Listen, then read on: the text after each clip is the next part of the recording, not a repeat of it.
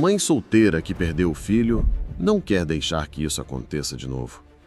Clara, 39 anos, mora em Irajá, na zona norte do Rio de Janeiro.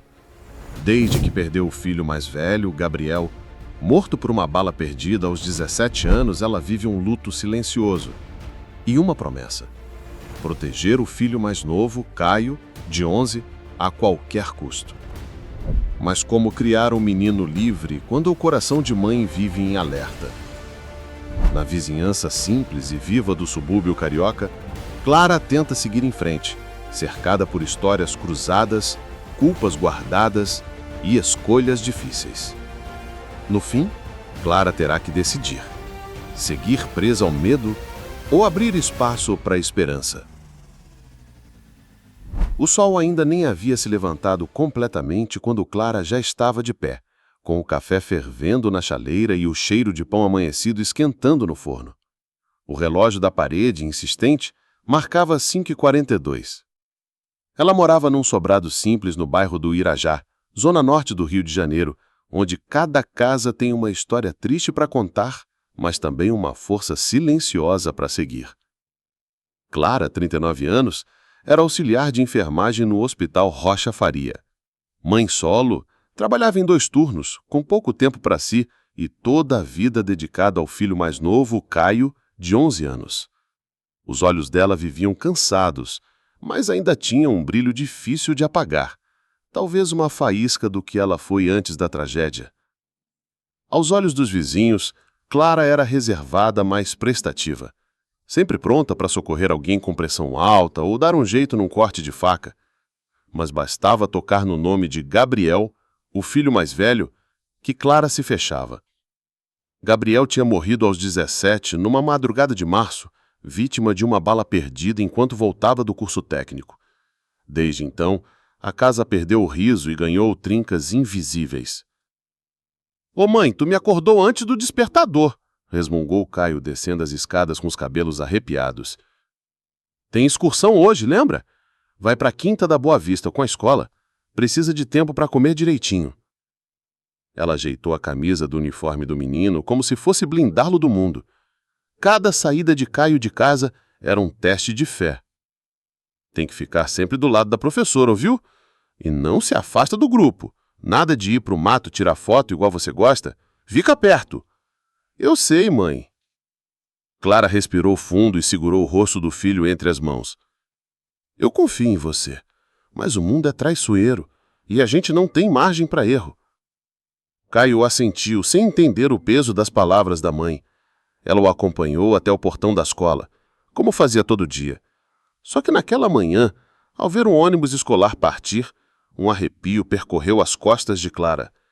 Algo na maneira como a professora sorriu, distraída, ou o fato de Caio ter esquecido de levar o lanche, era como se algo estivesse errado. No hospital, ela atendeu um senhor com falta de ar e uma senhora que dizia ter dormido sentada a semana inteira por causa de uma dor no peito. Mas o pensamento estava longe, como se o espírito dela tivesse ficado na calçada, vendo o ônibus dobrar a esquina. Na hora do almoço, foi chamada pela coordenadora. "Clara, posso falar contigo rapidinho?" A mulher a levou para uma sala pequena. "É sobre aquele pedido de mudança de horário. Não vamos conseguir te transferir para o plantão da noite. A demanda está maior de manhã e precisamos de você aqui." Clara sentiu com um nó na garganta.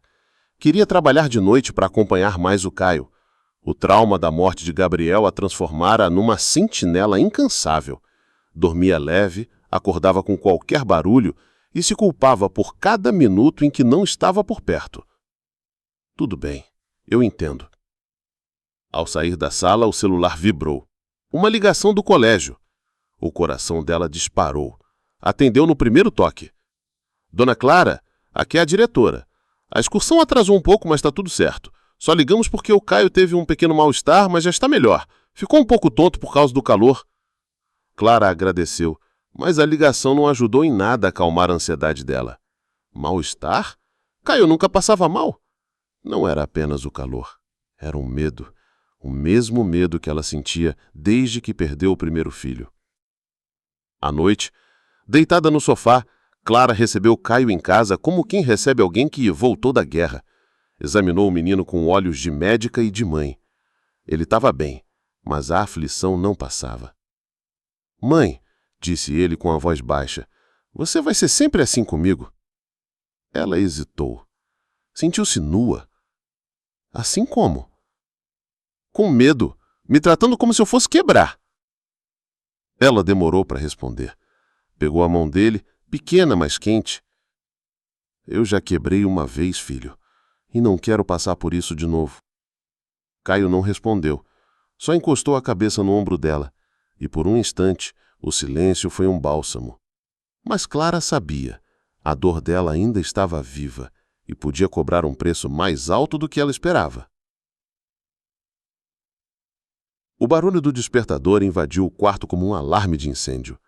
Clara já estava acordada, sentada na beira da cama, os olhos fixos numa parede onde o tempo parecia ter parado.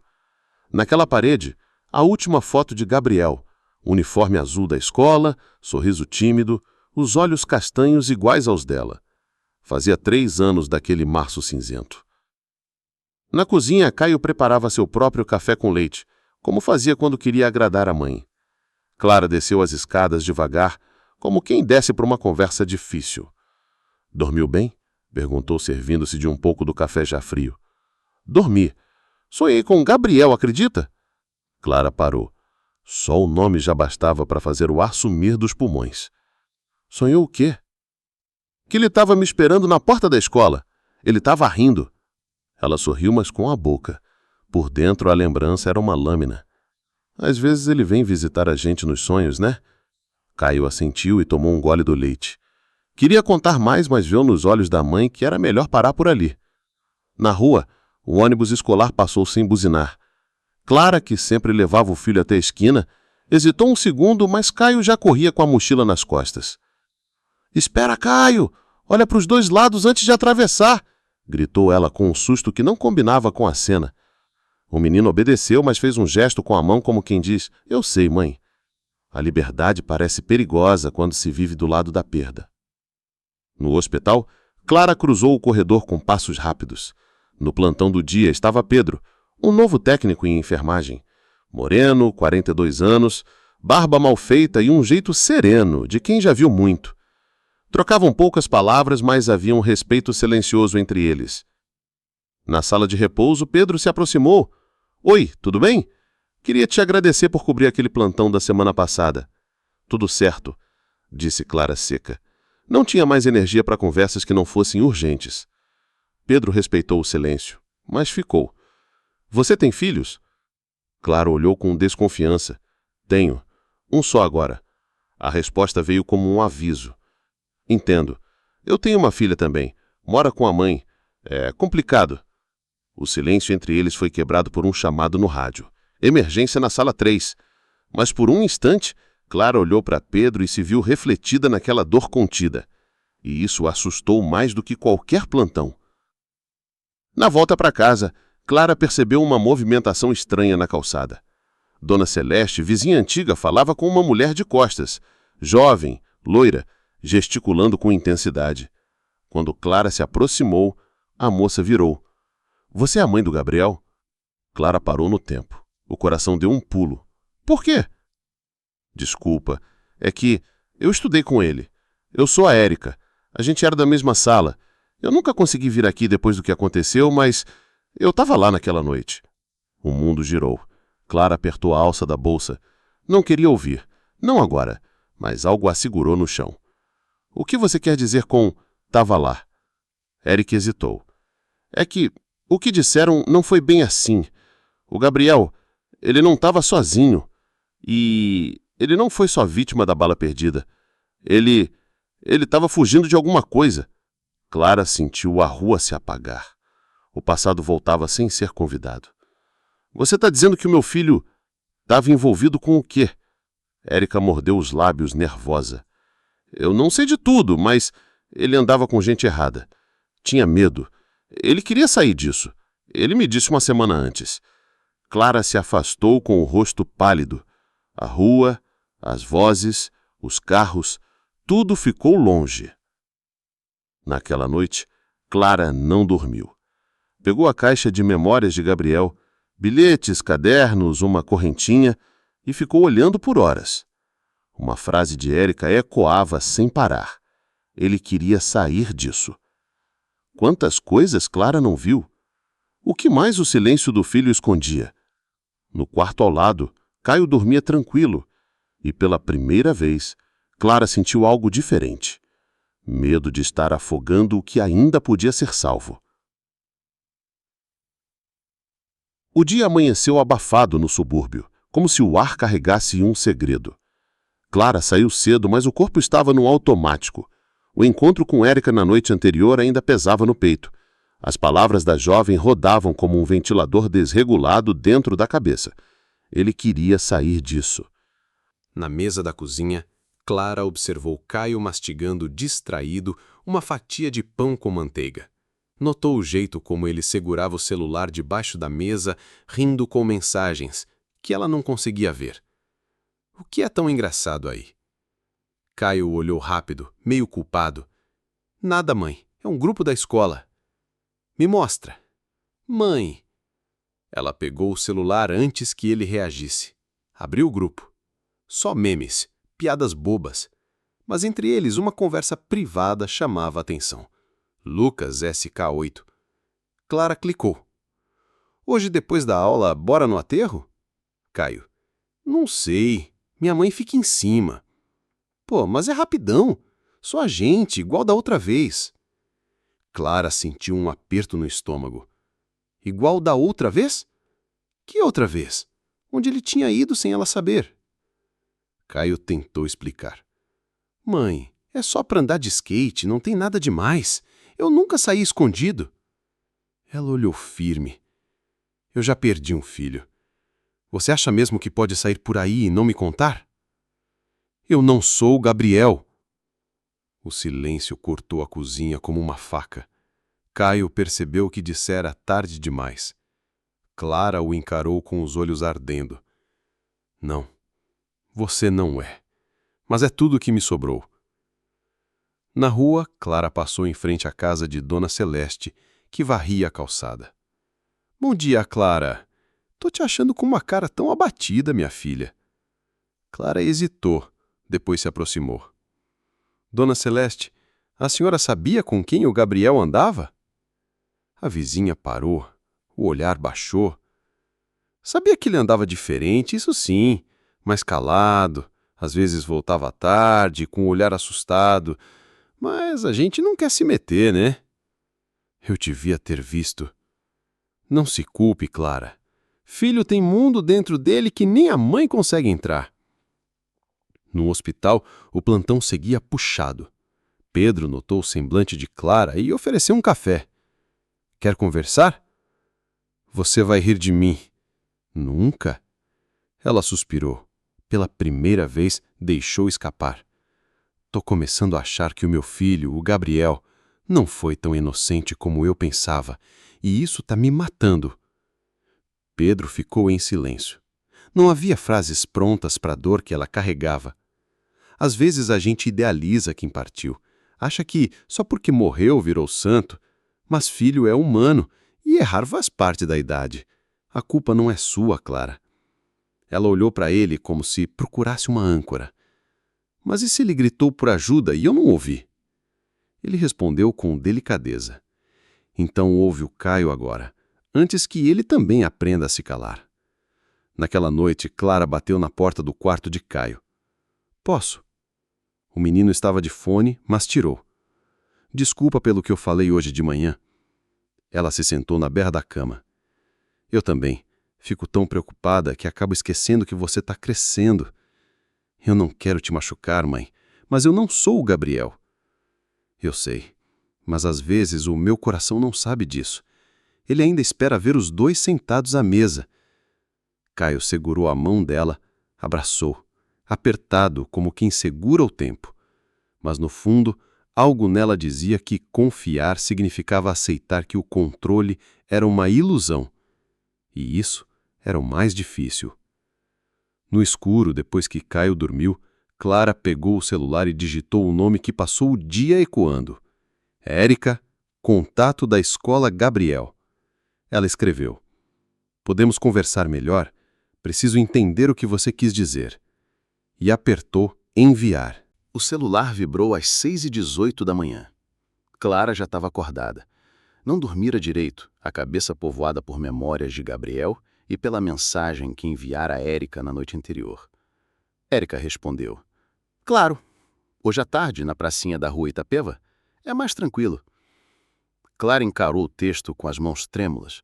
Não sabia se estava pronta para o que poderia ouvir, mas precisava saber, mesmo que doesse, especialmente se doesse.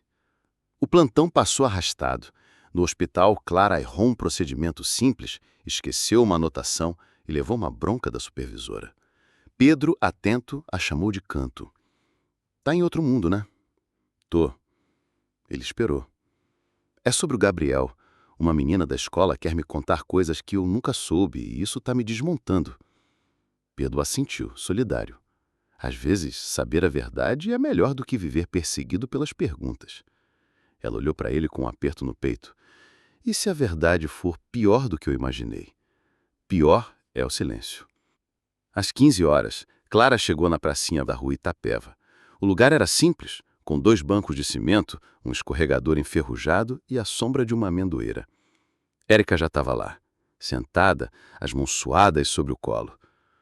"Obrigada por ver", disse Clara, sem rodeios. "Eu quase não tive coragem, mas você merece saber." Clara se sentou ao lado dela, respirou fundo. "Fala." Érica hesitou. O Gabriel começou a mudar no 2º ano. Ele faltava muito, andava com os caras da outra escola, do Parque União. O líder do grupo era um tal de Tuta. Eles diziam que vendiam uns negócios no colégio. Nada grande, só para fazer dinheiro fácil.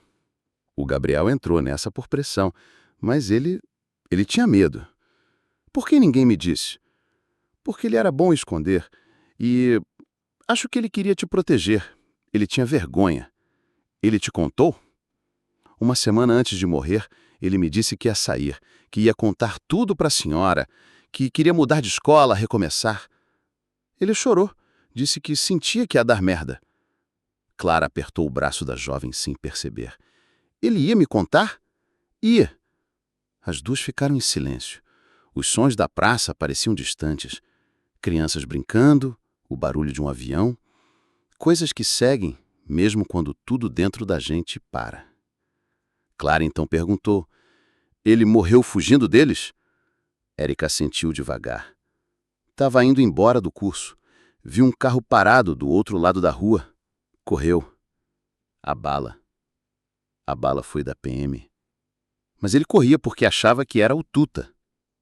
Clara sentiu um rasgo no peito, como se o luto voltasse a acontecer ali, de novo. "Eu nunca vi essa parte no boletim da polícia." "Nem ia ver. Ninguém quer explicar por que um menino de 17 anos corre. Só dizem que correu, e pronto." À noite, Clara chegou em casa diferente. Caio percebeu. "O que foi, mãe?" Ela olhou para ele e viu nos olhos do filho mais novo um reflexo do mais velho. "Nada, só tô com a cabeça cheia." Caio fez menção de falar algo, mas se calou. Subiu para o quarto. No silêncio da sala, Clara pegou o álbum de fotos. Passou uma a uma. Gabriel aos 5, Gabriel com febre no colo dela, Gabriel fazendo careta no aniversário de 12 anos. Ela acariciou o rosto do filho na foto. "Você quis me contar. Você tentou. Me perdoa por não ter visto." E então, pela primeira vez em anos, chorou com entrega. Não pela ausência, mas pela culpa. No dia seguinte, Clara procurou o número do colégio e marcou uma reunião com a antiga diretora de Gabriel. Precisava confirmar a história, saber se alguém sabia e omitiu.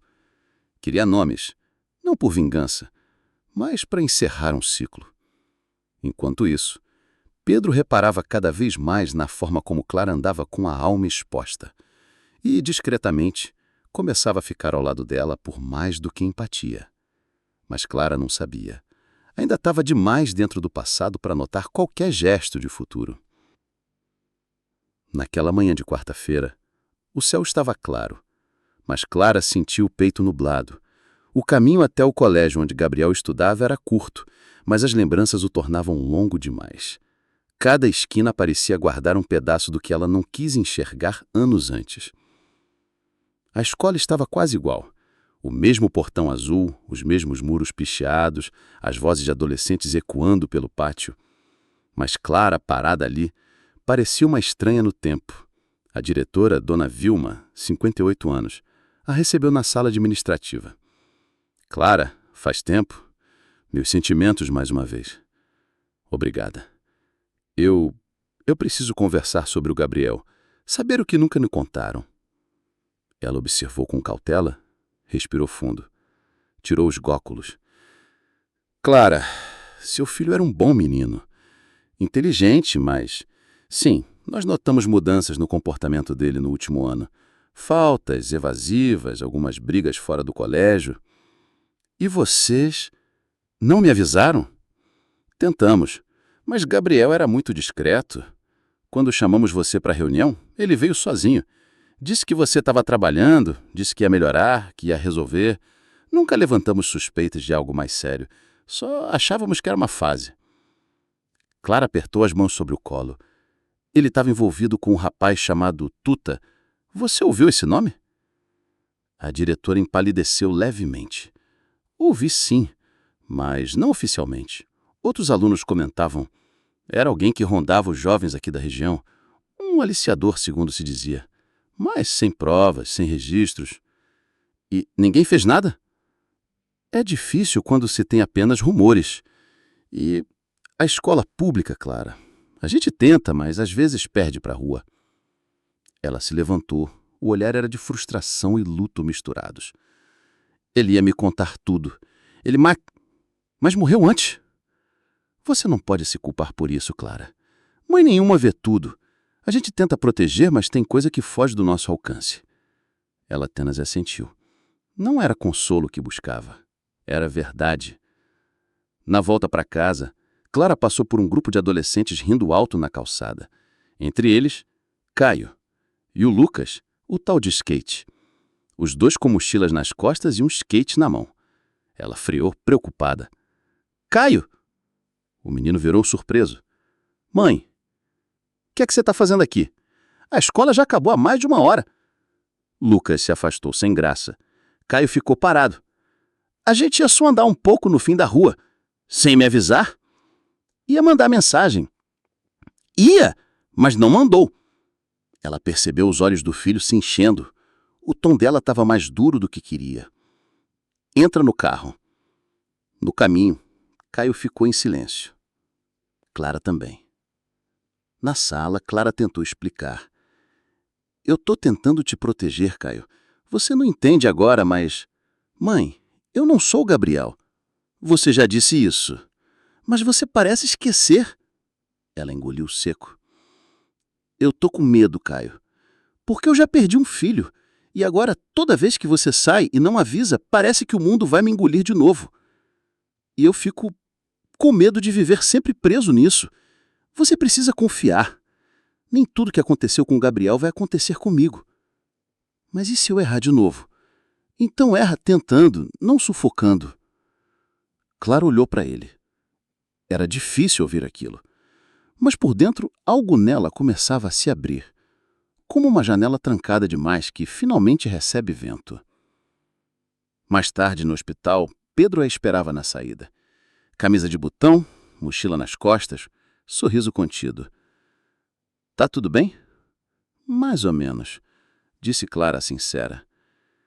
Eu pensei, você quer tomar um café ali perto, só para conversar? Ela hesitou. Tinha receio, tinha culpa, mas também estava cansada de andar sozinha. Pode ser. Enquanto caminhavam até a padaria da esquina, Clara pensou. Talvez o Gabriel estivesse mesmo tentando avisá-la. E talvez agora fosse hora de ouvir o mundo de novo. E não só a dor. Mas ela ainda não sabia que o passado tinha mais uma parte para mostrar. E que o nome Tuta voltaria a bater na porta de Clara. De um jeito muito mais direto do que ela imaginava. Clara saiu da padaria com Pedro ao lado, a xícara de café ainda ecoando quente na garganta e a cabeça cheia de palavras não ditas. Ele havia contado sobre sua filha, sobre a distância que a paternidade mal resolvida causou e sobre como, mesmo querendo, ele às vezes também não sabia como amar direito. Ela ouviu, em silêncio, mas algo dentro dela começava a ceder. Pela primeira vez, sentia que alguém ali entendia o que é perder sem parecer fraco. Naquela noite, Clara mal dormiu. Levantou várias vezes para checar se Caio estava no quarto. O filho dormia como uma criança, mesmo aos 11 anos, mas já crescia rápido demais, escapando pelos dedos. Na manhã seguinte, um bilhete de papel dobrado estava colado na porta do portão. A verdade nunca ficou enterrada. Se quiser saber o que o Gabriel não te contou, me encontra na quadra da antiga fábrica amanhã, 19 horas. T. O coração de Clara disparou. Ela olhou para os lados como se o bilhete pudesse ser uma armadilha. Tuta era o único nome que fazia sentido naquela assinatura. Durante o dia, ela tentou agir normalmente. No hospital, conferia prontuários, trocava curativos, mas sua mente estava distante, presa ao papel amassado dentro do bolso do jaleco. Pedro percebeu. Aconteceu alguma coisa? Talvez. Não sei. Recebi um bilhete estranho. De quem? Ela pensou em contar, mas parou. É coisa antiga. Talvez não seja nada. Pedro assentiu, respeitando, mas ficou atento. Em casa, Clara observava Caio fazendo lição de matemática na mesa da sala. Queria contar tudo, queria protegê-lo de novo, mas como proteger de algo que ela mesma não sabia o que era? Às 18h45, Clara disse: "Preciso sair rapidinho, volto logo. Não abre o portão para ninguém. E se alguém ligar no fixo, diz que eu tô no banho." "Tá, mãe, mas vai para onde?" "Resolver uma coisa do hospital." Mentira, mas convincente. A quadra da antiga fábrica era um lugar abandonado. Um esqueleto de concreto no fim da Rua dos Operários. Quando Clara chegou, o céu já escurecia e a lua surgia entre nuvens pesadas. No centro da quadra, um homem encostado na mureta, capuz, calça larga, o olhar coberto por sombras. "Você é a mãe do Gabriel?" A voz era grave. Clara manteve distância. "Você é o Tuta?" "Fui." "Por que me chamou aqui?" "Porque ele tentou sair, mas não conseguiu. E isso me persegue até hoje." Clara se aproximou, um passo de cada vez. O medo era um nó no estômago, mas a raiva empurrava o corpo para frente. "Você destruiu o meu filho." "Eu também era só um garoto, só um ano mais velho que ele. A gente achava que era invencível, vendia celular, passava recado, cuidava de entrega. E o Gabriel, ele era bom demais para isso, mas entrou. E quando quis sair, já tinha visto coisa demais." "Você ameaçou ele?" Tuta abaixou a cabeça. "Eu tentei proteger, mas ele sabia demais. Estava com medo. Disseram que iam fazer uma limpa, apagar quem tivesse rabo preso. A PM já estava atrás da gente. A última noite, eu soube que ele ia fugir. Eu devia ter ido com ele." Clara o encarou com o peito ardendo. "Por que me contar isso agora?" "Porque você é a única que pode enterrar esse fantasma. Eu não quero morrer sem dizer que ele não era culpado. Ele era só um menino tentando sair do fundo." O silêncio foi pesado. Clara não sabia se acreditava, se odiava, se agradecia. Tuta tirou algo do bolso. Um pingente. Um chaveirinho de metal. Era dele. Caiu da mochila no último dia. Clara estendeu a mão. Pegou o objeto. Era pequeno, em forma de estrela. Gabriel usava na mochila do colégio. Estava ali, o tempo todo, perdido no chão como tantas outras coisas que ela nunca percebeu. "Me desculpa." Clara não respondeu. Apenas virou as costas e andou para frente. Em casa, entrou em silêncio. Caio já dormia, a TV ligada no volume baixo. Ela desligou o aparelho, se sentou na beira da cama do filho e observou o rosto sereno. Agora tudo fazia sentido. A mudança de comportamento, os sumiços, o medo. Gabriel não era um santo, mas também não era bandido. Era só um menino tentando sair vivo de um lugar onde os meninos bons também morrem. E Clara, enfim, entendeu. Não adianta guardar o luto como corrente. Era hora de soltar e proteger Caio do jeito certo. Mas na rua, algo ainda se movia. Tuta não estava sozinho, e o nome de Gabriel ainda circulava nas bocas erradas, com versões perigosas. O passado estava prestes a bater na porta de Clara, mais forte do que nunca. O domingo amanheceu silencioso. Clara, deitada ao lado de Caio na cama dele, não havia dormido. Passou a madrugada com os olhos abertos, sentindo o peso do chaveiro de estrela apertado entre os dedos. Era como se Gabriel tivesse deixado uma última mensagem, silenciosa, mas impossível de ignorar. Na cozinha, Clara preparava o café quando o interfone tocou. Era Pedro. Passando para devolver aquele livro que você esqueceu no hospital. Pode descer? Ela hesitou um instante, depois respondeu. Pode subir. Pedro entrou com um sorriso discreto, mas notou o semblante pesado de Clara. Tudo bem? Assentiu com a cabeça, mas os olhos diziam outra coisa. Quer café? Aceito. Enquanto ela servia, Pedro observava a casa, simples, organizada, mas com um ar de tristeza nos cantos, como se faltasse música ali dentro há muito tempo. Clara, posso perguntar uma coisa? Pode. Esse chaveiro era do seu filho? Ela olhou para a mesa. O objeto estava ali, entre a caneca e o pão. Era do Gabriel. Me devolveram ontem de um jeito que, bom, não foi fácil. Pedro assentiu com empatia. Você ainda está presa nisso, né? Tô. Porque foi injusto. Porque foi incompleto. Porque eu fui cega. Você não foi cega. Só fui mãe. E mãe nenhuma é preparada para perder. Clara respirou fundo. Pela primeira vez, deixou Pedro ver a sua vulnerabilidade por inteiro. Às vezes eu olho para o Caio e não sei se estou protegendo ou prendendo. Tenho medo de repetir os mesmos erros, de confiar demais, de soltar a mão. Confiar não é soltar, é segurar diferente. As palavras de Pedro bateram fundo. Clara não respondeu, mas não desviou o olhar. Na rua, Caio jogava bola com o Lucas e outros garotos. Dona Celeste, sentada no portão, observava. Esse menino tem estrela, disse Dona Celeste a Pedro, que o cumprimentava ao sair. Pedro sorriu. Tem mesmo. E tem uma mãe com um coração do tamanho do mundo. Só não sabe ainda como usar esse amor sem se machucar. Mais tarde, Clara foi até a delegacia. Queria relatar o encontro com Tuta, pedir para reabrirem o caso de Gabriel. O policial atendeu com ceticismo. A senhora tem alguma prova concreta? Nome completo, testemunha, algo que aponte ligação com o tráfico? Não. Só o depoimento de um envolvido. Lamento, dona Clara.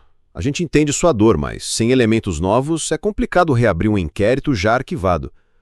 Clara saiu dali com uma raiva. Triste. O sistema continuava cego, como ela foi um dia. Na escola de Caio, uma nova preocupação se formava. Lucas, o amigo dele, havia sido suspenso por brigar com outro aluno no banheiro. A diretora ligou para Clara. O Caio não participou da briga, mas estava com ele. Por precaução, pedimos que os dois fiquem em casa amanhã.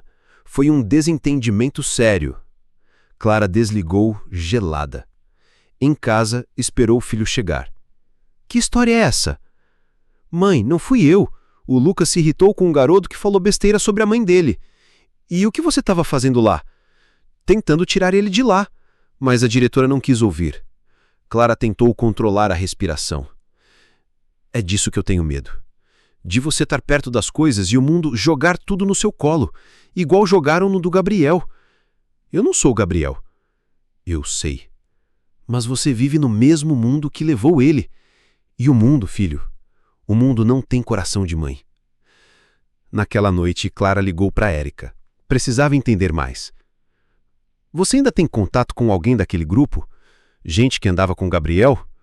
Não, cortei tudo. Mas ouvi dizer que Tuta tá de volta na área e tem gente do antigo grupo dele frequentando aquela quadra de novo. Ele disse que queria a paz. Ele pode até querer, mas tem gente que nunca esqueceu do que aconteceu e tem gente que acha que você tá mexendo onde não devia. Clara gelou. Alguém falou de mim? Disseram que a mãe do menino da estrela tá cutucando história velha e que isso não vai acabar bem. Deitada na cama, Clara abraçou Caio como quem segura uma vida inteira nos braços. Agora, a dor não era só da perda.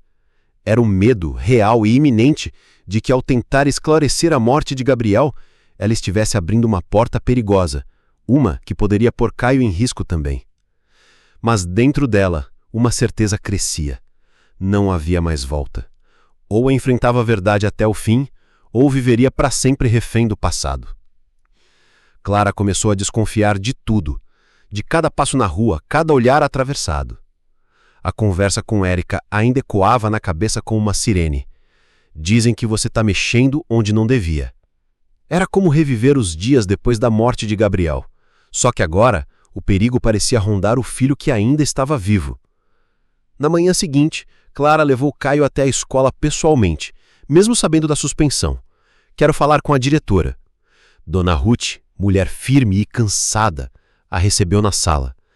Clara, seu filho é educado, mas está com más companhias. Lucas? O garoto tem histórico. Irônico, agressivo, com referências preocupantes. E o Caio é muito influenciável. Não mais do que qualquer menino da idade dele.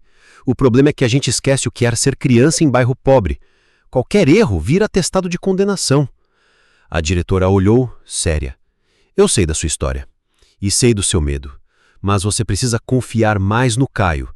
Ou vai acabar perdendo ele também, ainda que ele esteja vivo. No hospital, Pedro a encontrou na lanchonete. Clara, com o jaleco dobrado no colo e os olhos baixos, parecia prestes a explodir. Quer conversar? Não. Mas se eu não falar, eu vou sufocar. Ela contou sobre Tuta, o bilhete, o aviso velado. Pedro ouviu tudo com atenção, sem interromper. E agora parece que estão me observando. Alguém jogou uma pedra no meu portão ontem à noite. Só uma, mas dá para ver. Foi de propósito. Pedro encostou as mãos sobre a mesa. Você quer ir à polícia comigo? Já fui. Disseram que sem prova, sem nada concreto, não podem fazer nada. Então não vamos deixar isso escalar. Se precisar, eu fico com você e com o Caio uns dias. Não é certo você enfrentar isso sozinha. Clara olhou para ele. Havia medo, mas também um tipo de paz naquela oferta. Você faria isso? Faria. E não só por você. Por ele também. À tarde, Clara foi até o quarto de Caio. Ele estava calado, deitado com o celular na mão. Ao lado, o skate. Clara sentou-se na beira da cama. Filho, preciso que você confie em mim. Confio, mãe. Mas você também tem que confiar em mim. Ela respirou fundo. Tem coisas acontecendo. Coisas que vêm lá de trás, do tempo do seu irmão. Tem a ver com a morte dele? Assentiu. Mais do que eu imaginei. E tem gente que não gostou de me ver cutucando história velha, e que isso não vai acabar bem. Caio engoliu seco. Eu tô em perigo? Não sei. Talvez. Mas eu vou te proteger. E quem te protege? Clara ficou em silêncio. Caio então se aproximou e abraçou a mãe. Eu não quero te perder também. Naquela noite, Clara não conseguiu dormir. O menor barulho na rua fazia o coração dela disparar. Pedro mandou mensagem. Se sentir que não está segura, me avisa, a qualquer hora. Às 2h34 da manhã, ela ouviu passos do lado de fora. Levantou devagar, olhou pela cortina. Um vulto passou correndo. Depois, o silêncio. Uma folha presa na grade da porta. Um recado escrito a pena. Quem cava o passado, acaba caindo junto. O papel escorregou das mãos de Clara. Aquilo não era mais simbólico. Era real. E estava cada vez mais perto. No dia seguinte, ela não levou o Caio para a escola. Inventou uma febre, disse que ele ia ficar em casa. Fechou janelas, tancou portas, olhou cada canto como se esperasse que o medo pulasse de algum lugar. Mas o medo já estava ali, dentro. Pedro apareceu no fim da tarde com uma mochila e um colchão dobrado no armo. Vou dormir no sofá, tudo bem? Ela sorriu. Um sorriso breve e grato. Tudo bem. Enquanto Caio jogava videogame, Pedro ajudava Clara a instalar uma tranca nova na porta dos fundos. E ali, entre parafusos e silêncio, nasceu um gesto de cumplicidade. À noite, Clara recebeu outra mensagem no celular. Sem nome, sem número salvo. Teu filho não é diferente do outro. Abre o olho. Ela caiu sentada no sofá, o celular ainda na mão. Pedro se aproximou. O que foi? Ela mostrou. Ele leu. Ficou em silêncio por alguns segundos, depois falou sério. Isso já passou dos limites. Clara respirou, fundo e fraco. Eu preciso entender quem ainda tem medo de um garoto morto há 3 anos. Pedro respondeu. Talvez não seja só medo. Talvez seja culpa, ou dívida, ou segredo mal enterrado. E Clara entendeu. Aquilo não era mais sobre o passado. Era sobre o presente. E talvez, se não agisse logo, o futuro também estivesse ameaçado. O clima na casa de Clara era de vigília. Pedro já dormia ali fazia 3 noites, sempre no sofá, sempre atento aos ruídos da rua. Caio, mesmo fingindo normalidade, percebia que algo estava errado. A rotina estava engessada, os sorrisos rareavam, e a tensão era como umidade nas paredes. Não se via, mas dava para sentir. Mãe, perguntou Caio no café da manhã, você acha que o que aconteceu com o Gabriel pode acontecer comigo? Clara parou, colher de açúcar suspensa sobre a caneca. Não, porque agora eu tô vendo. E antes, você não via? Ela demorou a responder. O menino aguardava, maduro demais para o que vivia. Antes, eu achava que amor bastava. Mas às vezes a gente ama tanto que fica cega. Eu estava sempre trabalhando, sempre correndo. E o Gabriel aprendeu a esconder, por vergonha ou para me poupar. Caio se levantou, encostou a cabeça no ombro dela. Eu não quero esconder nada. E eu não quero que você precise. Pedro, no hospital, fez um telefonema discreto. Conversava com um conhecido da época em que trabalhou num posto de saúde na Maré. Você lembra de um cara chamado Tuta? Mexia com uns meninos da região, uns esquemas pequenos de entrega. A voz do outro lado hesitou. Lembro. Sumiu por um tempo, mas dizem que voltou. Tá tentando passar despercebido, mas tem gente que ainda guarda a bronca dele. Por quê? Dizem que ele entregou alguém no passado. Entregou e ficou quieto. Pedro agradeceu e desligou. De volta à sala, procurou Clara no refeitório. Preciso te contar uma coisa. Talvez explique por que estão ameaçando você. Clara ouviu com atenção. Se o Tuta entregou alguém, e esse alguém sofreu as consequências, pode ter gente achando que foi o Gabriel quem dedurou. E se agora você aparece mexendo nisso, acham que você vai repetir o caminho do filho. Ela ficou em silêncio. Sentia como se estivesse sendo puxada de volta para um buraco que já tentara tampar com terra demais. À noite, Clara revistou uma antiga caixa de Gabriel, guardada no alto do armário. Dentro, encontrou um caderno espiral com desenhos, rascunhos, letras de música e uma folha escondida entre as páginas, dobrada em 4. Se alguma coisa acontecer comigo, não foi acidente. Eu tentei sair, mas tem gente que não deixa. Eu tenho medo, mas estou tentando. Mãe, se você achar isso um dia, me desculpa. Eu só queria te proteger. As mãos de Clara tremiam. Era a letra de Gabriel. Era uma confissão muda. Um pedido de socorro que nunca foi enviado. Pedro, ao ler, ficou em silêncio. Depois disse: isso é mais do que memória. É um documento. Um pedaço da verdade.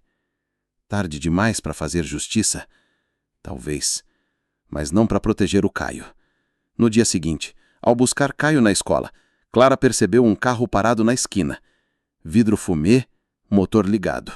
Quando ela olhou, o carro acelerou devagar e sumiu dobrando a rua. Mãe, você viu isso? Vi. Ela segurou firme a mão do filho. Agora não era só medo, era instinto. Em casa trancou tudo. Pedro chegou logo depois com algo na mão. Uma cópia impressa do depoimento de Tuta, gravado anos atrás, num boletim de ocorrência informal. Ele conseguiu por contatos. O nome de Gabriel não aparecia, mas havia um espaço em branco, um menor de idade sem identificação que colaborou com uma informação crucial sobre um esquema de tráfico na escola. Acha que era o Gabriel? Tenho certeza. E se essa gente achar que Caio também sabe alguma coisa? Clara gelou. Era isso. Por isso o aviso anônimo, por isso o recado. Teu filho não é diferente do outro. Era uma ameaça velada. Gente com medo que Caio, como o irmão, falasse. Pedro, a gente tem que tirar o Caio daqui. Acha que é hora? Não é hora. É urgência. Naquela noite, Clara arrumou a mochila de Caio às pressas. Roupas, documentos, remédios. Pedro ligou para uma amiga dele em Niterói, uma colega de enfermagem que tinha um quarto vago por um tempo. É longe o suficiente para respirar, até a poeira baixar. Clara abraçou Caio, apertado. A gente vai viajar por uns dias. Tá, mas não quero ficar longe de você. Eu vou com você. E o trabalho? A vida vem antes. Enquanto saíam de carro, no fim da noite, Clara olhou pelo retrovisor. Um carro com faróis baixos seguia à distância. Ela desviou o caminho. Entrou por uma rua lateral, depois outra. O carro não veio atrás, por enquanto. Mas Clara sabia, o passado cobrava caro, e ela já tinha pago com um filho. Dessa vez, não ia pagar de novo. A travessia até Niterói foi silenciosa. O carro avançava pela ponte como se rasgasse o tempo. Clara dirigia firme, mas com as mãos geladas. Caio, no banco de trás, dormia encolhido, a cabeça encostada na mochila. Pedro, no banco do carona, mantinha um olhar atento ao retrovisor. "Ainda acha que estão seguindo a gente?" Ele perguntou. "Não sei, mas já vi de perto o que acontece quando a gente espera demais para agir." No apartamento da amiga de Pedro, ficava em um conjunto habitacional modesto, mas seguro, no Barreto. Clara e Caio se instalaram em um quarto pequeno, com paredes amarelas e cheiro de lavanda. Pela primeira vez em semanas, parecia haver um mínimo de trégua. "Vamos ficar aqui só alguns dias, filho", disse Clara ao ajeitar o travesseiro dele, até tudo se acalmar. "Tô com medo, mãe, mas confio em você." Clara sorriu, mas o sorriso não alcançava os olhos. Do outro lado da cidade, em Irajá, a polícia fazia uma batida numa casa conhecida da comunidade. Um mandado antigo finalmente saiu da gaveta, e Tuta, que voltara a circular com mais frequência, foi detido por porte ilegal. Na viatura murmurou o nome de Clara. "Essa mulher, ela não vai parar." No dia seguinte, Pedro recebeu uma ligação do delegado que conhecia. "Prendemos o Tuta, por outra coisa, mas ele falou da Clara. Disse que ela estava cutucando história antiga e que se algo acontecesse com ela ou com o menino, não era com ele." Pedro desligou e foi direto até Clara. "Ele foi preso, mas a gente ainda não pode baixar a guarda. Isso nunca foi sobre o Tuta, foi sobre a rede inteira. O Gabriel tentou sair, mas não teve chance." Ela respirou fundo. "E agora, eu tô fazendo o que ninguém fez por ele." No final da tarde, Caio estava no parquinho do condomínio. Jogava bola com duas crianças quando um homem se aproximou do portão, disfarçado, com boné e máscara. "Caio." O menino parou. O homem acenou discretamente. "A sua mãe pediu para te buscar, vamos?" Caio hesitou. Algo estava errado. "Ela não me disse nada. Ela mandou eu vir. Vambora!" Caio recuou um passo. O homem avançou. Mas antes que pudesse fazer qualquer coisa, Pedro apareceu no portão de trás do parquinho, vindo do mercado da esquina. "Ei!" gritou ele. O homem olhou, hesitou e correu. Pedro entrou correndo, puxou Caio para dentro. "Tá tudo bem. Já passou, já passou." Caio, tremendo, chorava baixinho. Ele sabia meu nome." Na delegacia local, Clara registrou a tentativa de aproximação. Dessa vez, com mais provas, a polícia começou a levar o caso a sério. Pedro prestou depoimento. Descreveu o homem. Era alguém que circulava no entorno de Tuta. Alguém que provavelmente pensava que o menino sabia demais, como pensaram de Gabriel. Na volta para casa, Clara estava calada. Caio deitado no sofá, enrolado num cobertor. Você não vai me deixar, né? Ela se ajoelhou diante dele, segurou o rosto do filho. Nunca. Nem se o mundo cair, nem se eu cair, eu vou estar com você. Ele chorou. Ela também. E ali, entre medo e amor, surgiu o que o Gabriel nunca teve tempo de viver. Uma confissão em voz alta, um grito que não ficou preso no peito. Mãe, eu nunca vou sair sem te avisar. Nunca. E eu nunca mais vou te amar com medo, só com coragem. Naquela noite, Clara foi até a varanda. Pedro estava ali, olhando a cidade que brilhava do outro lado da baía. Acha que agora acabou? Nunca acaba. Mas agora, você não está mais sozinha. Ela encostou a cabeça no ombro dele. Pela primeira vez, aceitou um gesto de amparo sem culpa. Ali, sob o céu de junho, Clara entendeu que Gabriel não morreu em vão. Ele deixou um aviso, um pedido, uma herança. E ela finalmente estava conseguindo ouvir. Mas ainda restava uma última coisa a fazer. Um encerramento. Um recomeço. Uma semana depois da tentativa de sequestro, Clara decidiu voltar. Não para ficar, mas para encerrar um ciclo. Com Pedro e Caio ao lado, retornou ao bairro de Irajá. A rua onde morava parecia igual, mas ela sabia. Era ela que tinha mudado. As portas estavam mais abertas, as janelas mais limpas, e o peito, ainda doído, finalmente queria respirar. Tem certeza disso? Pedro perguntou, ao estacionar o carro na frente do portão. Clara assentiu. Se eu não encerrar isso do meu jeito, vai continuar me perseguindo. No quintal da casa, Clara vasculhou o chão até achar o lugar onde havia enterrado, com pressa e dor, as roupas e objetos de Gabriel que não conseguia manter dentro de casa. Era um canto de terra dura, perto da mangueira. Mãe, Caio disse, olhando tudo com os olhos marejados. Aqui é onde eu escondi a parte mais difícil da minha dor, mas eu não preciso mais esconder. Pedro ajudou a cavar. Clara retirou um saco preto, amassado, úmido. Dentro, a antiga blusa do Gabriel, a carteira de estudante, uma carta rasgada que ele nunca chegou a terminar. Ela sentou na grama, com tudo espalhado no colo, como se reencontrasse o filho, um pedaço de cada vez. Eu te guardei aqui, mas agora eu te levo comigo. Na delegacia, o delegado informou. A investigação sobre a rede de tráfico na escola havia sido reaberta. A denúncia de Clara, aliada ao depoimento de Pedro e a tentativa contra Caio, fez pressão suficiente. Outros jovens estavam sendo ouvidos. O nome de Gabriel, enfim, deixaria de ser apenas mais um número arquivado. Talvez agora ele seja lembrado pelo que tentou fazer, disse o delegado, e não pelo que os outros deixaram ele ser.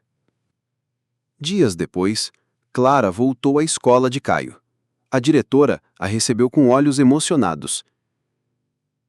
O Caio pode voltar quando quiser, está tudo certo. Clara sorriu, verdadeira. Ele vai voltar, e eu também, como mãe presente, mas sem vigilância doentia, só com amor atento.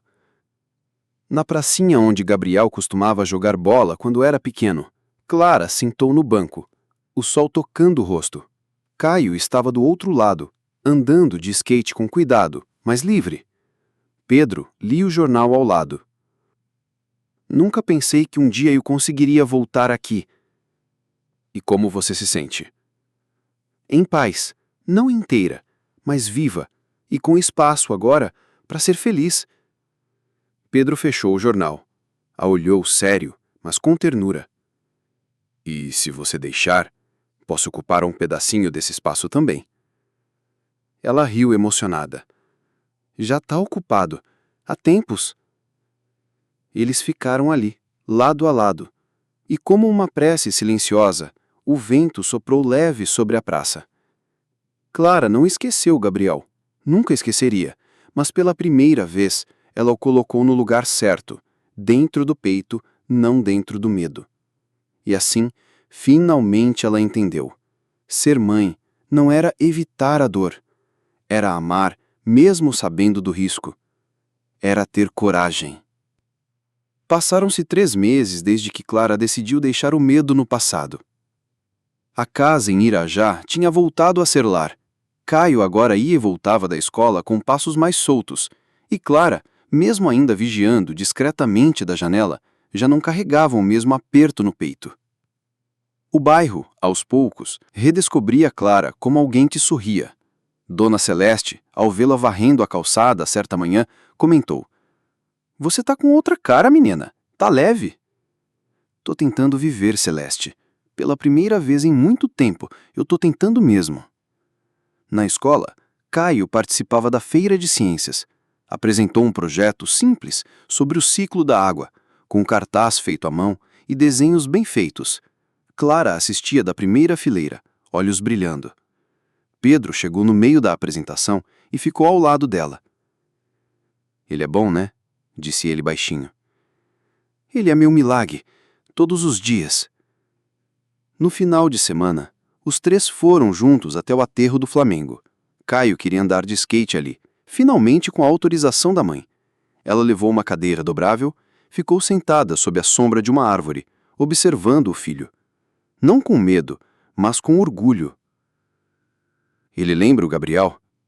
perguntou Pedro. Clara respirou antes de responder. "No jeito de se concentrar, sim. Mas o Caio tem algo mais livre, mais solto. Talvez porque com ele eu aprendi a não prender." "Você também se soltou?" "Eu ainda tenho nó, mas agora sei desatar." No final da tarde, voltaram para casa com um vento no rosto e paz na alma. Na porta de casa, um envelope os esperava. Clara abriu com cuidado. Era uma carta do Ministério Público. "Informamos que, com base nas novas evidências, o caso de Gabriel Santos será reclassificado como homicídio culposo em contexto de conflito armado civil, com menção ao risco estrutural da comunidade e às redes de tráfico que operavam na região escolar." Clara leu em silêncio. Chorou, mas não de dor. Era alívio. Justiça não era vingança, era nomear as coisas como elas realmente foram. Naquela noite, ela levou Caio para jantar fora. Escolheram na pizzaria pequena perto da Avenida Brasil. Simples, mas com música ao vivo e guardanapo de pano. Riram muito. Clara tomou uma taça de vinho. Pedro pagou a conta. "Isso parece uma nova vida, mãe", disse Caio, antes de dormir, já em casa. "É, mas não é nova. É a mesma, só que agora a gente está deixando ela entrar." Clara voltou a trabalhar com menos carga horária. Pedro pediu transferência para uma unidade próxima de Irajá. Caio se inscreveu numa oficina de teatro da escola. E, num domingo qualquer, a foto de Gabriel foi colocada de volta na parede da sala. Não como ferida, mas como presença. Uma lembrança viva. Um amor sem culpa. Clara agora sabia. Amar não era garantir o futuro. Era cuidar, escutar, errar e tentar de novo. E, sobretudo, seguir, porque mãe não para, mãe atravessa. Mesmo quando o mundo desaba, o coração de mãe continua batendo.